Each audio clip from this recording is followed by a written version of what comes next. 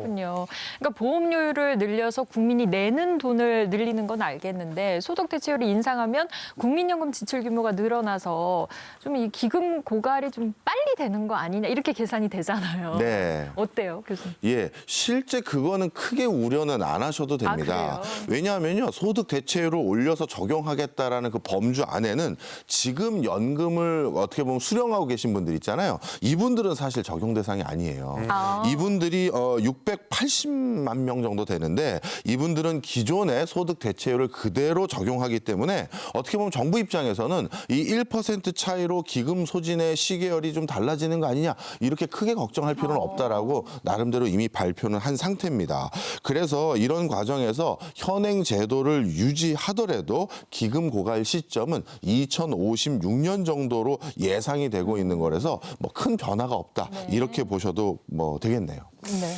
근데 저는요 또 하나 궁금한 게 뭐냐면 이제 국회에서 또 국민연금 계약을 논의하는 과정에서 자동 조정 장치라는 게 또 화두로 떠올랐다고 제가 기사를 읽은 기억이 있거든요. 네네네.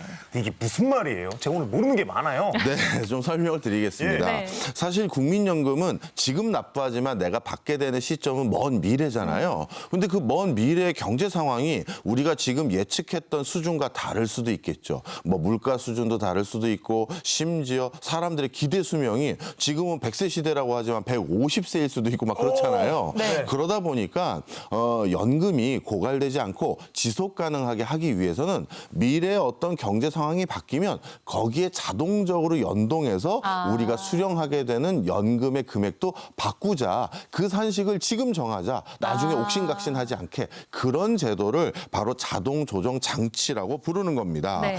그러면 이 자동 조정 장치를 예를 들어서요. 네. 어떻게 산출할 수가 있냐면 물가 상승률이 3%라고 하고 월 100만 원 정도의 연금을 100만 원이었던 연금이 그러면 다음에는 어떻게 되냐면 물가 상승률을 고려해서 더 많이 받게 되어 있거든요. 그럼 103만 원을 받게 되겠죠.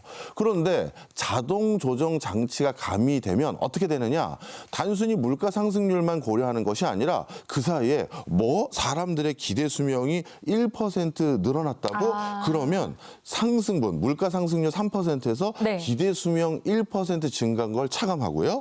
또 한 가지 뭐 사람들이 저출산으로 가입자가 줄어들었다고 그래서 가입자 줄어든 비율이 1%다. 그럼 네. 또 그것도 차감합니다. 그러면 원래는 국민연금은 물가 상승분만큼 보존해주기 위해서 100만 원에서 3% 물가 상승이 일어났을 때 103만 원을 줘야 되는데 네. 방금 말씀드렸던 요인들까지 고려해서 그냥 그거 차감한 101만 원을 드리는 걸로 이렇게 자동적으로 조정하자는 것이죠. 현재 이런 논의를 진행하고 있는 수준이 아니라 OECD 국가들 대부분은 적용하고 있어요. 네. OECD 38개 국가 중에서 24개 국가가 자동 조정 장치를 이미 도입해서 활용하고 있습니다. 그렇다면요 이제 네. 여야가 합의한 대로 좀 보험료율을 이제 13%로 인상하고 소득 대체율까지 인상을 해서 합의를 한다면 이 국민연금 기금에 좀 문제가 좀 해결된다고 좀 보시고 있는가요, 우리 부원장님은?